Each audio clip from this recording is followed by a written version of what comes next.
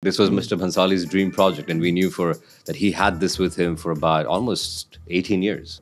You are part of one of the biggest Netflix shows right now, Heermandi. $24 million was spent on this series. And then he calls me back again, and I'm like, dude, this time I'm definitely going to get kicked out. Right, definitely. With a very heavy heart, I decided to leave all the money and all the 3 films, and literally I had nothing in my hand. I also attach a smell to the role, right? Oh, wow. What was your smell then for this role?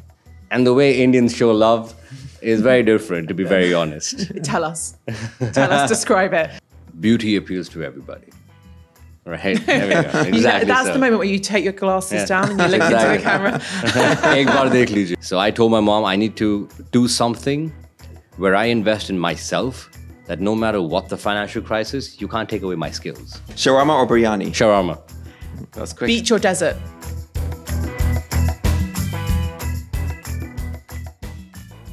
Hello and welcome to a very special episode of Culture Bites. I'm Enas Refaei here at the National News. And I'm Maan Jalal. And here today we have with us the rising Bollywood star, Taha Shah Badussha, and welcome to the National. So Taha, your journey started here in the UAE and we're going to talk a little bit about that today. How does it feel? You are part of one of the biggest Netflix shows right now, Heermandi. To be very honest, to be a boy from Dubai, I think this is a huge opportunity for anybody from out of the country. And it's truly humbling, especially after 14, 15 years of the hustle. I think God has been very kind. And I'm just so honored that I'm here today, back here in my own country, my hometown, sitting with you guys. So it's a proud moment. I want to ask, because I'm a big fan of the show. I binged it. It's great. Okay. Yeah, it's amazing. So first of all, congratulations. Thank you, sir. Thank you so much. I want to know, when you first got that script and started reading, what drew you to the story, to the world, to your character? Yeah. We don't get a script. You don't get a script? Yeah, we don't get a script. No. So this is how it panned out. So me and my friend Tushar, we chased this audition down for about 15 months. All right. So you'd heard that there was this Yeah. This was his dream project. This was Mr. Bhansali's dream project. And we knew that he had this with him for about almost 18 years. Right. Wow. So this was in the process, of just writing, rewriting. We might start it one day. And then when it actually got into casting process, we tried really hard to kind of just get any role, to be very honest, to be part of this magnanimous project. Finally, when we did land an audition, it was for a 3-day role. And I signed that contract. So it was just basically a one scene. So it was a different part, a smaller. It was a 3-day role. It was a scene. It was literally a scene for me. It was a character called Zakir, right? Which I don't presume you would know who was that in the show. No, yeah. So he was one of the small revolutionaries who drove the truck. Gotcha. Wow. Yeah. Okay. So that was supposed to be. That's a big jump from where you ended up being on the show. That's like one of those movies in itself. Like I went for a small role and then I got the biggest role. And it was truly like after that, I signed the role. I was very happy because I know that Mr. Bhansali is the kind of person who repeats his actors if he likes them.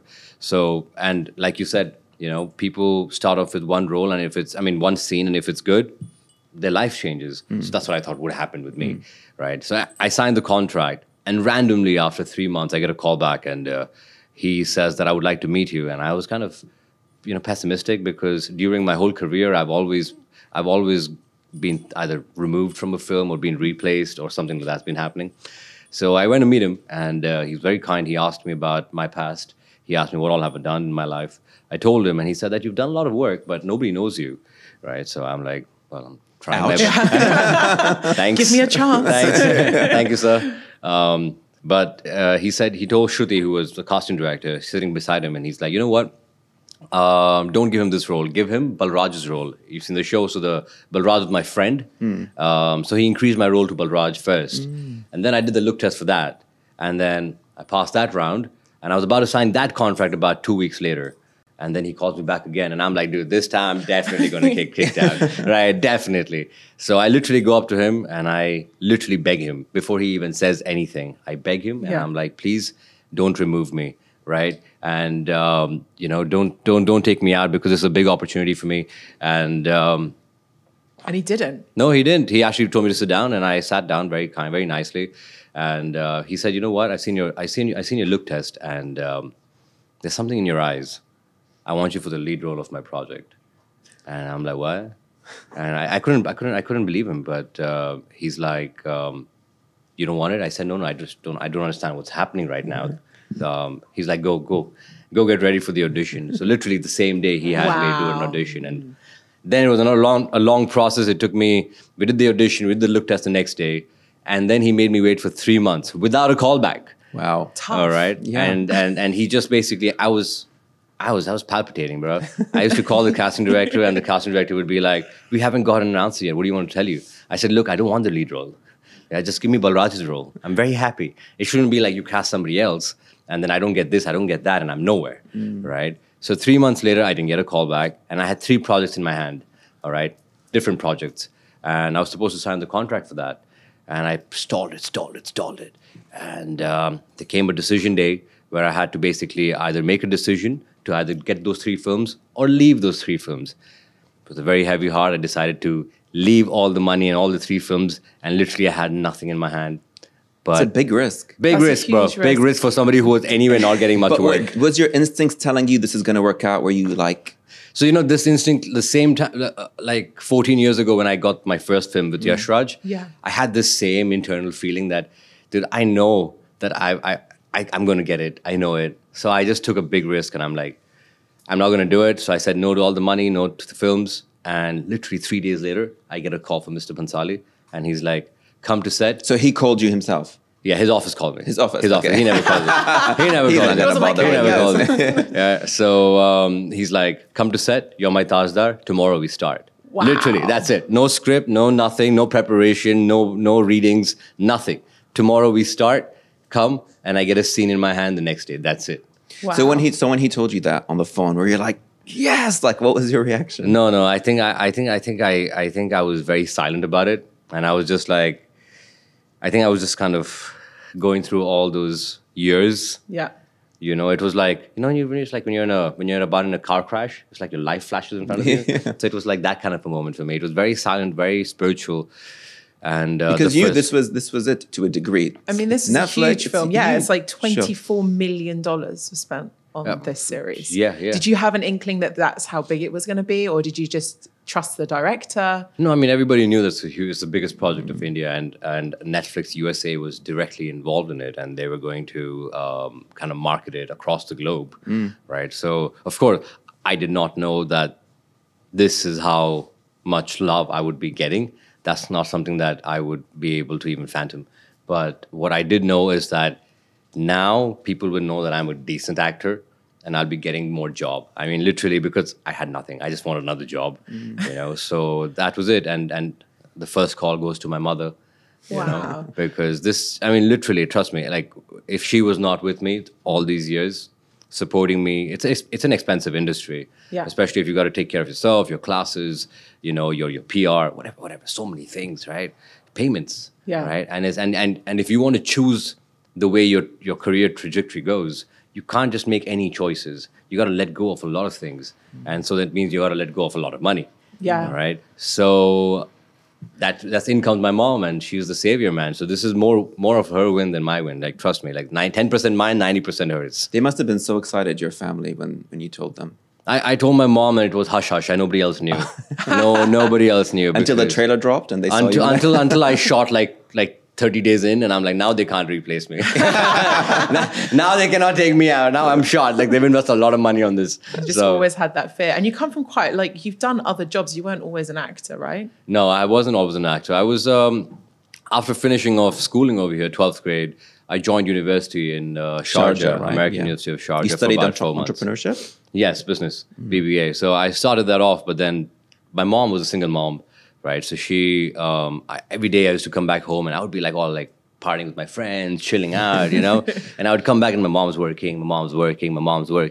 So I'm like, dude, I need to get, my things together to put my stocks up. So I let go of all the friends and everybody, and I started working with her for 3 years until the financial crisis hit, 2008, 2009. And then I'm like, and then whatever money I did earn in those 3 years was just, it just kind of vanished.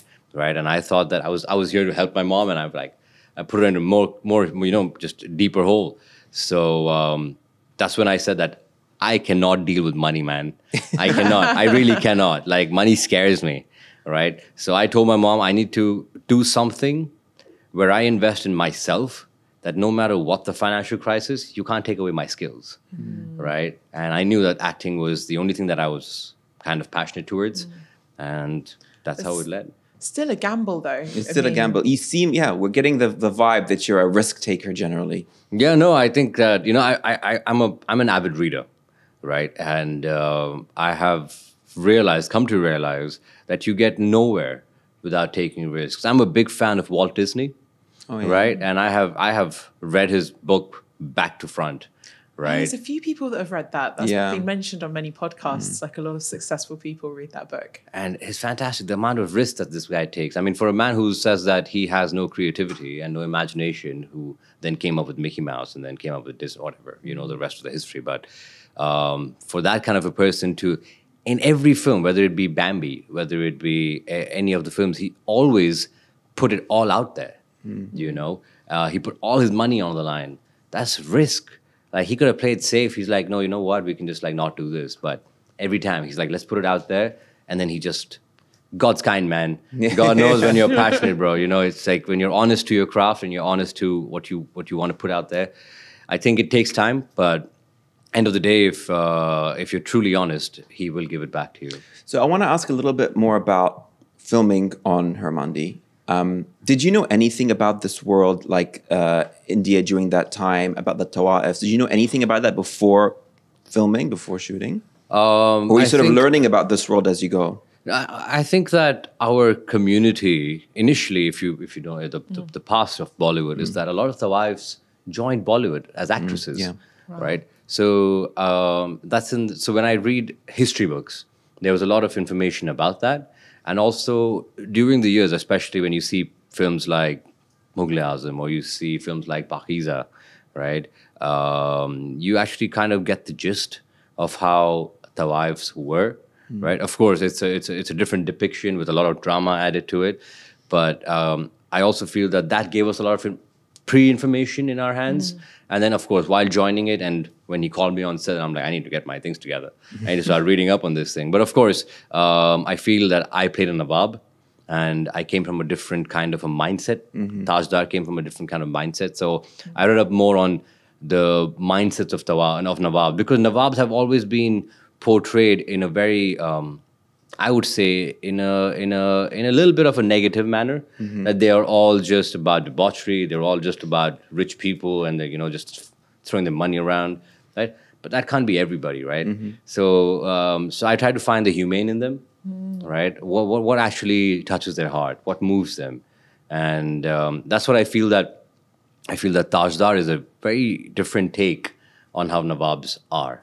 I think a lot of people like Tajdar because he's very passionate, he's idealistic, especially for that time. Do you feel like those traits are what you were trying to bring to him? Or what differences or similarities do you feel that you have with him? Well, first of all, we're both lover boys. That's something that we can bring to the table. But besides that, I think I resonate very closely with the character because as far as my backstory of Tajdar is concerned, he is very close to his mother, right? But you don't see his mother in the series. But because he's very close to his mother, he knows that when his father used to go to Heeramandi, how his mother would feel. And therefore, he's very principled, and he has stood up for never going there because he doesn't want his wife to go through that kind of pain, right? Where the husband is going to another woman. So I believe that that's one place where I really connect, where he wants to stand up for his mother, where he wants to stand up for, and like I said, my mother's been a single mother. So I've grown up seeing the plight of women. I've grown up seeing her fight the patriarchal society, where people are always trying to make her do what they want, and whereas she's trying to make herself, and she's an independent woman. So I see that, and because of that, I feel I resonate with certain characters and the women over there who want to stand up for freedom, any sort of freedom, whether it be freedom from Heeramandi or freedom for the country. So yes, definitely that. I also, maybe I would say that there's certain passion in me towards what I want to do in life. So I think that is another kind of an like an edge that Tajdar has, where I can resonate with him very closely. Passion, you know. And as far as patriotism is concerned, I think our country in India, we're the only country where before every film, our national anthem is played, right? I didn't know that. Neither. Yeah. So is that in the cinemas then? Yeah.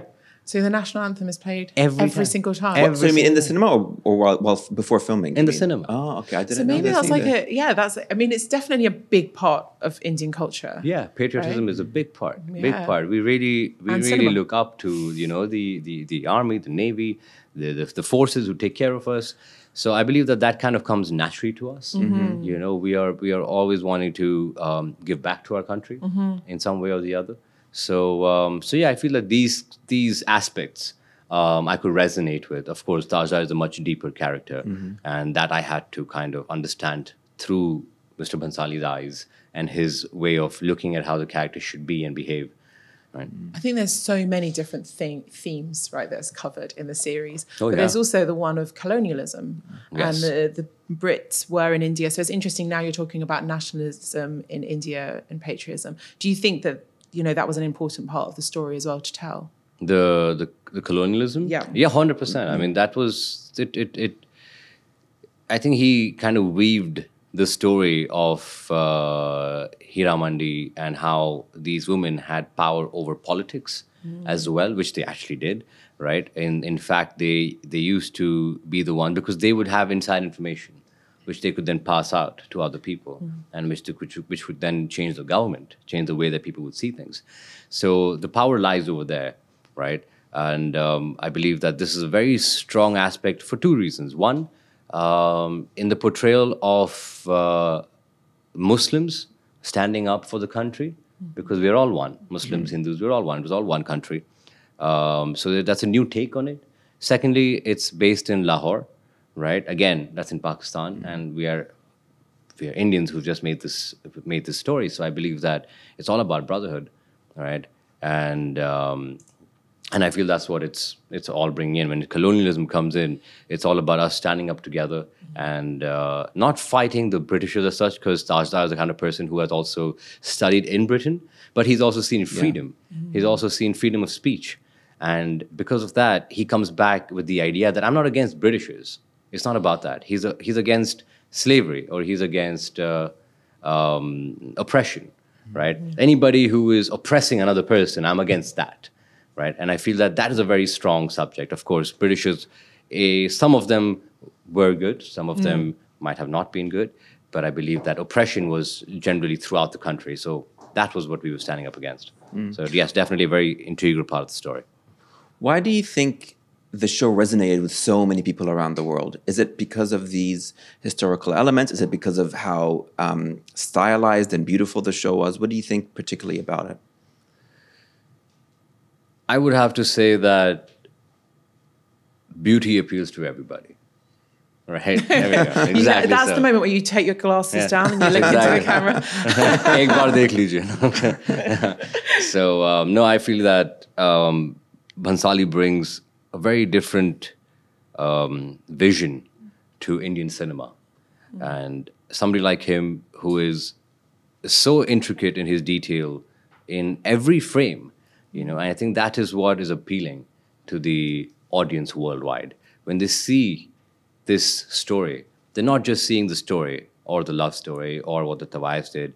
They are also seeing the opulence of the show, right? They are seeing the kind of minute details that he puts in every frame. And it's a celebration, isn't it? In so many ways. It is completely a celebration. I mean, who would expect? Who would expect a show from India to become so massively loved throughout the globe, right? And that's only because of such aspects, right? Besides it also appealing to, of course, everybody. Sanjay Leela Bhansali has an audience throughout the world for all the films that he has done before. Of course, those are avid fans. But besides those, I've heard yesterday that people have watched it 7 times on repeat. You know, that means that You're they've shocked watched by it. that. Huh? You're shocked by that. I'm shocked by that, right? Because How many times have you seen it? I mean, I've lived through it, to be honest. So I get to see it only once. But I do try to propel more and more people to watch as much as possible.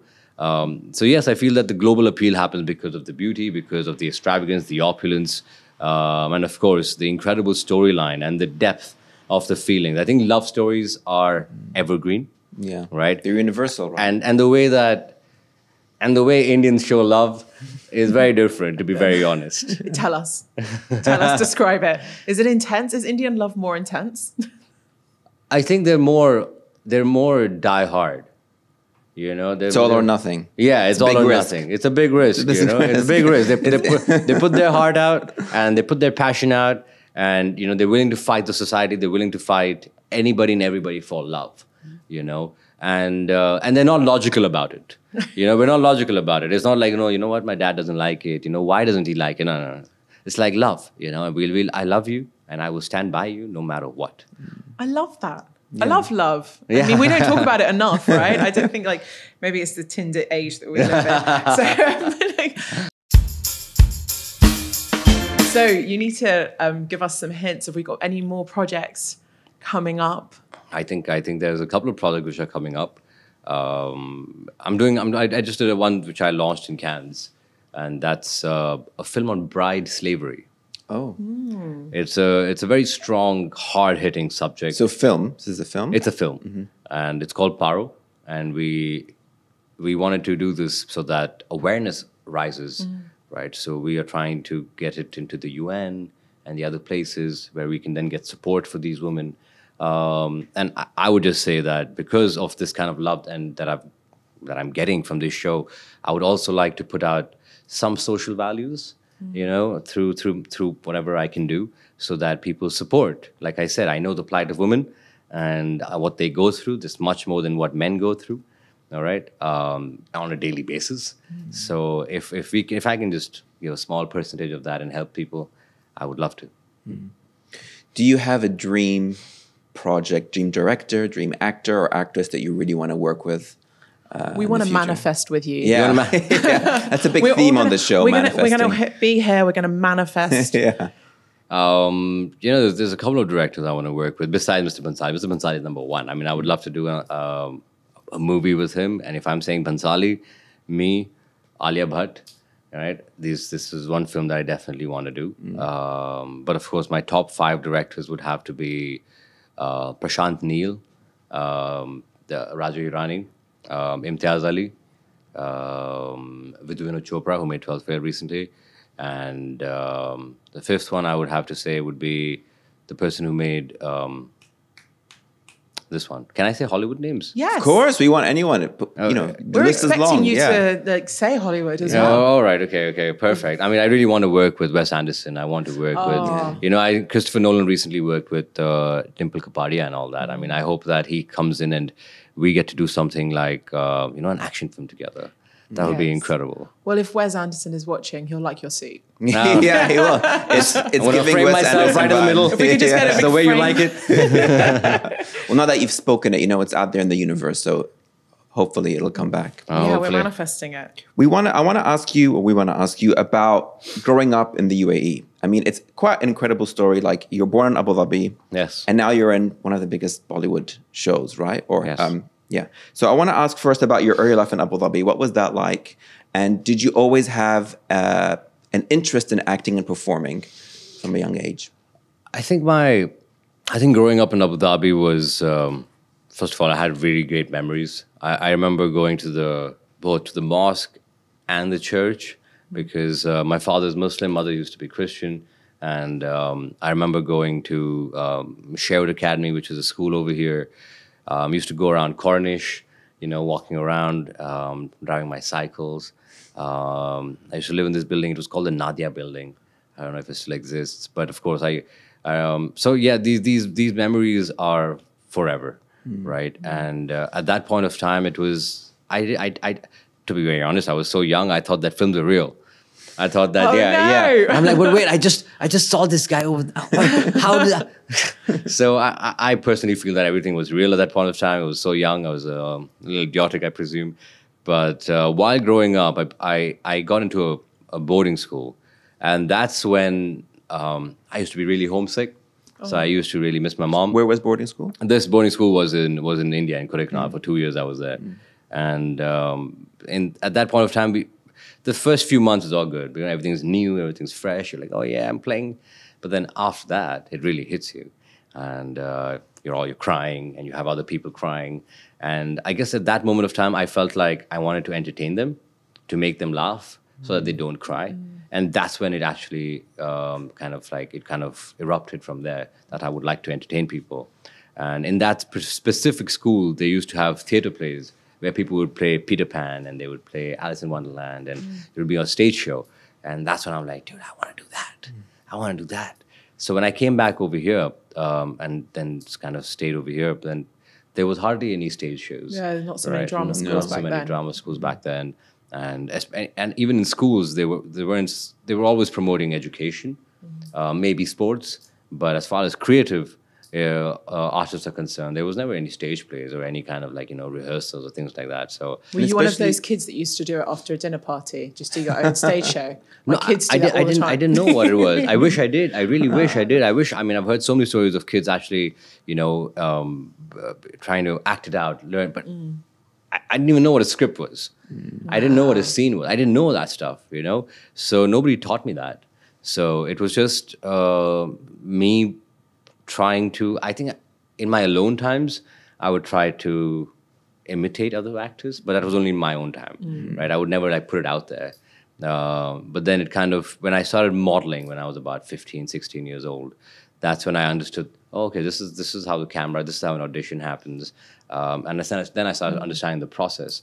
But finally, of course, it was my mom, when she put me in New York Film Academy after the financial crisis, is when I understood that it's an education. Yeah. That acting is an education. It's not So this is the New York Film Academy in Abu Dhabi. In Abu Dhabi. Yeah. Yeah. So she was very supportive. Oh yeah, 100%. The day I told her I wanted to join, she didn't ask me a question. She's like, "Go," and then I'm like, "Come on, make it a little difficult." Say no. Say no, want please. some tragedy in my life. Go. And I'm like, I didn't go. To be honest, I didn't go. 3 weeks, I was just sitting at home, just kind of cribbing and complaining that I've kind of lost whatever I did. And then she came up to me and she's like, what happened to your acting? And I'm like, no, I was just being stupid. I mean, come on. I mean, there's nothing over here. Like, what am I going to do? So she literally grabbed me by my ear, put me in the car. I was in Sharjah, and she drove down to Abu Dhabi. Wow. All right, went to talk to the principal, signed me in, paid the fees, dropped me in the place where the boys were staying. But I was in my pajamas. All right, and she just left, and she's like, I'm coming back tomorrow with your food and clothes. You're starting tomorrow, day after tomorrow. It was a Saturday, so I was starting on Monday. So, and that's how I started going to New York Film Academy. That's good work ethic. Yeah, I'm taking notes from your mom. Yeah. I'm taking notes. That's good work ethic. So that's where you really learned the craft of acting and performing, would you say? Man, that school opened up my eyes to filmmaking in general, right? As an actor, you have actors, you have directors, you have editors, you have people who want to be producers, and then you do short film projects, and you actually you go to every department, and you rent out cameras, you rent out lights. So it was like a well-rounded education. It was not just about acting. And that's why I love New York Film Academy, because it wasn't pertaining to just one subject. It was something that opened up your eyes to general filmmaking. And yes, that's where I understood what acting is. I started learning Meisner over there. And that's when I understood, there's a technique for acting. And then I understood that it's just one of the techniques, and there's so many different teachers with different techniques, right? And I had to touch upon all of them. And the teachers called my mother up for like a day, so like a teacher's day or something like that, right? And they're like, your son's doing really good. And my mom's shocked, because I've never done really good anyway, And she's like, really? She came down and they're like, this kid is really good. This is something that we think that he should definitely pursue. And trust me, man, I've never read a book in my life. All right. I would ask my mom that, how many lines do you want me to read? Right. I'll read that many lines. Okay. That's it. And And then after I joined New York Film Academy, I was reading book after book on acting, on emotions, on facial expressions, on psychology. And I was just at it. Do you think because it was a topic that you were passionate about, and when you're passionate about something, you're going to work harder at it, you're going to pursue it more? I didn't know I was passionate about it. I think it just erupted. Like during the process, I understood that I love this. I love the art and craft of acting, I mean, sure, everybody wants to be famous, right? Which is great. But I feel that when you back it up with true passion, then it's a very different kind of success, right? Because then you're not just doing it for that. You're doing it for the love of acting. You want to actually make people feel that emotion, right? And I feel absolutely. I think the passion kind of erupted in me once I joined it and understood all the techniques. There's a teacher called Nadia and Anna. So Nadia, she was teaching us on-camera acting. So she put me in this room. It was a big library. It was like this, and it had a big screen TV. And she went out to shoot with the other kids, and she's like, you know what? I'm going to play this film for you, all right? You should watch this person, and because the kind of hand movements that you do at that point of time, it's like, you will really learn a lot from this man. I said, yeah, okay, cool. And she locked me in. I couldn't get out. She locked me in. And I was like, all right, okay. And she played the movie, and it was Scarface. Oh, of course, Al Pacino. Right? It was Al Pacino. Yeah. And she's like, just watch it. It was 3.5 hours, director's cut. It's a great film. I was hooked. And how? And I'm like, I want to do things like that. I want to be Tony Montana. You hadn't seen Scarface before then? I hadn't seen any of the classic films, bro. I had only seen things like George the Jungle and things. It was that's a classic film. Yeah. It's good. It really was. But have you got a favorite film now? Too many. If I start from the past, I would have to say 12 Angry Men, right? The kind of one room, and you're hooked, right? I would have to go on a little bit. I would have to say Northwest by Northwest, The Manchurian Man, The Rain Man. Right, this just coming up forward. Those are all very meaty kind of acting roles. Acting, bro. I mean, there was no like digital cameras at that time. It was just like raw no footage. CGI, no CGI, no nothing. It was pure, pure acting, long takes. This one, Kramer versus Kramer. Oh, of course, right. That one scene between both of them, and then he smashes the glass on the side. Wow. Have you seen Scent of a Woman? I feel like that 100%. would. I've seen every that would be up your alley. Yeah. I mean, once I saw Scarface, I'm like, every film download. Sorry. Wherever I could find it, I was like watching it. Buying it on 100%. DVD. I mean, Dog's Day Afternoon, right? Serpico, right? Just incredible films and incredible scenes, and long takes, no cuts. Just really well done as an actor. I'm like, I want to do those kind of things. I feel like sometimes as journalists, like we like telling stories, and I always feel that actors have that same passion. Yeah, they do. It's about storytelling. It's about storytelling, but you guys are using your body and your like emotions and like understanding the psychology of your room. And then we're often like thinking about how we're telling a story to make sure that we're plucking those heartstrings. No, absolutely. I think it's very similar storytelling. I just want to ask one more question before we go on to a fun round. Okay. Do you take all of this stuff that you watch in the movies, all the things that all the things you pick up, and when you're in the New York Film Academy, do you consciously pour it in when you're working on a film or working on a TV show on a role? Like now when you're speaking about the meteor roles, the long takes, I was thinking about Heermandi and thinking about the scenes that you were in. I wonder, are you consciously thinking of those films or of those roles, or are they just in the back of your mind filtering out as you're acting? I feel that whichever films that have really touched my heart, I steal from everybody. All right, I steal from everybody, and it's like my repertoire, right? And I have it noted down in my books that this scene, I have notes, I download it, I keep the scenes with me, right? I have certain kind of music that churns certain kind of emotions in my heart, right? Maybe it brings back some kind of past memory, perhaps. That's interesting. I also attach a smell to the role, right? Oh wow! What was your smell then for this role? It was something that was it was literally like an oud that I found. I love that. Right, and that's not to get into the role like immediately. That's to first you build your character, and then you attach it to the smell. So that because we have long gaps between shoots sometimes, so you might forget to. So when you smell it with that character, then all those things come back to you because smell is the fastest attached to memory, right? So because of that, I attach it. And that's when it kind of everything just kind of floods back in. Can you wear that ouge now, or does it just bring back so many memories? No, I don't have it, but I think that after every film that's done, I kind of I don't wear that anymore. Oh yeah. Yeah. Yeah, You have to park it. Yeah, that's it. Because that's for that film. That's for that role. I love how you said that you like to steal from here and there, because Picasso is well known for saying that good artists copy, great artists steal. So he really believed in this idea of taking little bits of pieces from other artists, whatever kind of craft you're in, and then mixing it together with your own thing, and then you have your own kind of style. So my guru, Dr. Abhijit Das, who taught me whatever I know about acting, right? He had an institute called the Institute of Advanced Acting and Behavioral Sciences, and this man was Sounds very serious. The guy was a legend, bro. He was a legend. I mean, he was a gynecologist who went to London School of Drama, who was a yoga specialist, a music veteran. Wow. All right.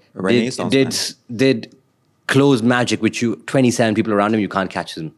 All right. Wow. And he knew the art of deception, and he could slow down his pulse rate, like to a line. Wow, lived a lot of lives. Right? Yeah. This guy's mad. I'm like, who is this man? And he taught me a lot of these things, and through him, he said that if you have no input, then how will you give better output, right? So that's why I'm saying when I watch all these, and he said you don't have to just steal from other actors.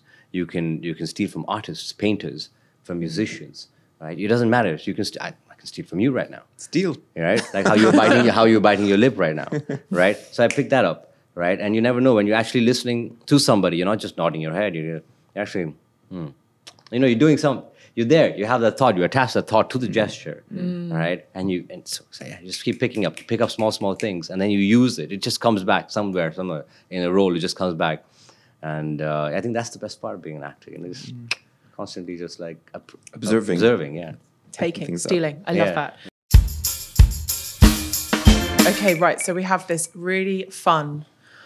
What are we calling this? question? Fire, Thunderbird? What is it? Thunder round? It's really catchy. It's very catchy. It's a thunder fire round. Yeah. Thunder fire round. We're going to give you some fun questions about the UAE, and Okay. just kind of give us a bit of a better idea about what you think. Or, Perfect. a bit more about your A bit of personality. yeah. All right, let's go. Okay. But I have to We're say gonna this or that, right? Yeah. Yes. You have to say this or that. Okay, so this or that. Karak or coffee? First one. Karak. Yeah. Shawarma or biryani? Shawarma. That's quick. Beach or desert? Desert. Mall or street cafe? Mall.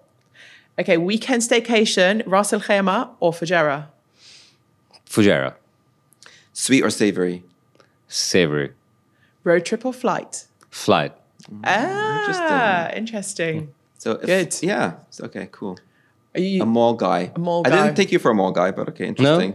No. It's Dubai, bro. I'm born in malls. It is, of course. It's the I'm UAE. born in malls. That's what we do. We go to malls. I love them all. I love them all, yeah. Well, thank you so much for joining us today for this chat. This has been really fun to have you. You have Thank to come you. and visit again on You your have next to come project. together, especially in your next project. Actually, can you give us any hint about what's happening in season 2? Yes. You can. Yes. Great things. Great, Great things are happening in great season things are 2. happening. Okay, cool. And with that, that's it for today for Culture Bites. Thank you so much for watching. Make sure you follow us, like and subscribe on our social media, and you can listen to this podcast wherever podcasts are Available. available. Thanks, Enas.